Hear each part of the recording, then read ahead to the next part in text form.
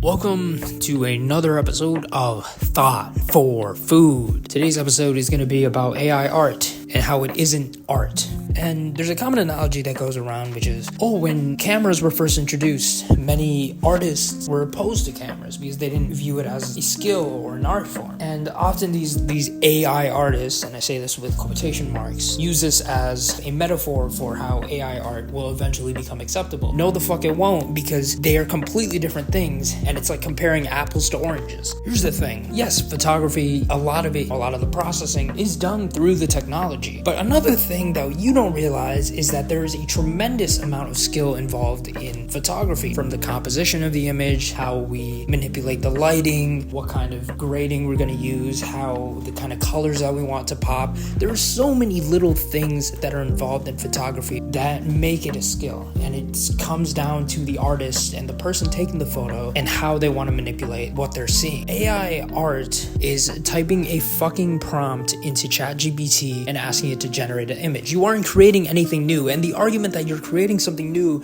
and that it takes skill to write a prompt is bullshit, because first of all, you aren't creating anything new. All these models are literally trained on existing images. They're trained on images that are already out there. Companies steal art from artists and use it to train these models. So all it's doing is replicating stuff that already exists. You aren't creating anything. So if the argument is, AI is making it more accessible for everyone, so everyone can create art. Everyone can already fucking create art. You pick up a pencil and a piece of paper and you draw something. It doesn't have to be good. You get good as you continue to practice, just like any other fucking skill. So all those tech AI people and who are jumping and creating all these AI startups, I have an idea, okay? Listen, can you guys come up with an idea that actually benefits society? That'd be great. I'd really appreciate it if one of you AI guys could do that. That'd be great. That is the Thought for Food.